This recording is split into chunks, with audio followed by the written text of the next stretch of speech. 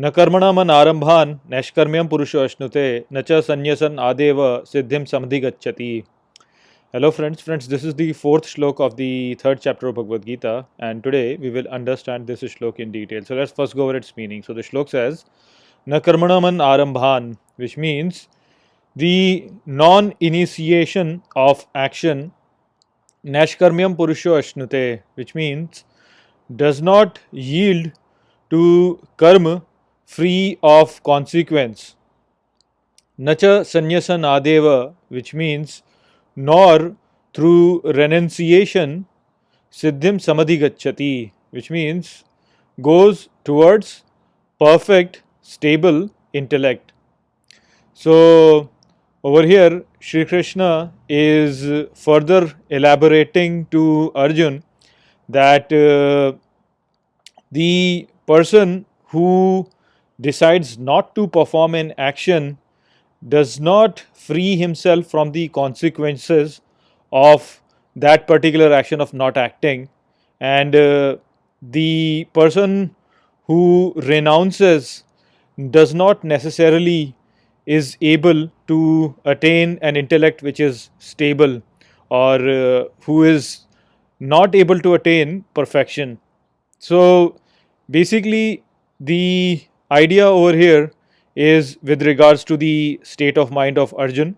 So Arjun is thinking that if he will not fight this war, then he will not be performing an action.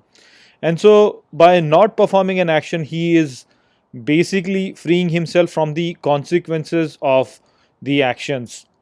So that is the idea that is inside his mind, and I think this is something that is arising in him because Sri Krishna has told him that a person who is sthit pragya is the one who is unaffected by the external world. So he's thinking that, by just isolating himself from the external world, and by not performing an action or not really engaging in this world, then he will be able to attain freedom, is what Arjun is thinking.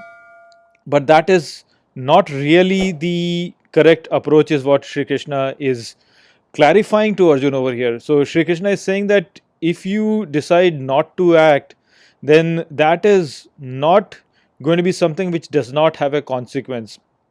So this decision that Arjun will take of not acting will also have a consequence, and so Arjun cannot really think that by not acting he is going to save himself. So to attain the liberation, the action of not really acting is not the solution. That is not going to lead you to that. Then he says that also the people who decide to renounce, they are not necessarily able to attain stable intellect, which is again going to the same idea that Arjun is thinking that, by leaving everything, I will be able to attain a stable mind. So Sri Krishna is telling that no, you will not be able to attain stable mind by just leaving everything. So this is something which is an idea which gets propagated quite a lot in the Indian tradition, where people say you should just leave everything, you should just leave everything, uh, basically just renounce everything, is what we are told. But that is not the right approach, and I think this misunderstanding has led to a lot of trouble in our society. So in this universe, we have come with a certain circumstance attached to us, and these circumstances are basically the practice grounds for us to really develop into a better person. So we all face challenges in our life, we all have our problems, we all have our own limitations, and all of these things are basically a way of this universe to really show you the right path and build you into a better person.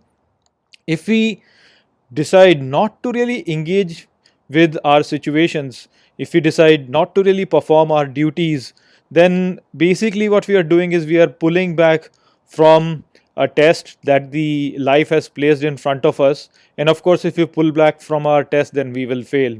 So you have to think of it like a cricket match. I mean, life is like a cricket match where if where you have to basically play this game, and the people who are the wise people, they play this game with the motivation not to win the game but to basically improve their performance. So they are not really worried about the consequences of the game as such. They are totally disinterested in that. Their main focus is towards improving their game in itself. So that is what we have to understand, that the renunciation that is asked from us to perform is not with regards to the work itself, it is for the consequences of the work. So the fruits of our actions is what we have to renounce, not the action in itself. It's like the cricket game. If we have to play this game, the game has to be played. If we decide not to play this game, then of course we will not improve our sporting ability. So that is exactly what we have to understand. It's so unfortunate that in the Indian tradition people keep telling us, that you should just renounce everything, do not take part in this world, just leave everything, go to the jungle and basically just stay over there and do not interact with this world, then only you will attain freedom. So that is what many a times people get told, and that is incorrect way of looking at things. Sure, this is okay for a person who is old and who has fulfilled all his duties, but for a young person there are duties that have been prescribed to him, and these are divine duties that have been offered by this universe to us so that we can develop. And if we decide not to perform, then of course that will be our loss. We will not really grow into a better human being in our life. So that is the message that Sri Krishna is telling over here, that if you decide not to act, that does not mean that that does not have consequences, and renunciation does not necessarily mean that it will bring liberation to you. So I hope I have explained this shlok well to you. With that, I'll close this video. I'll see you all in the next video. Take care.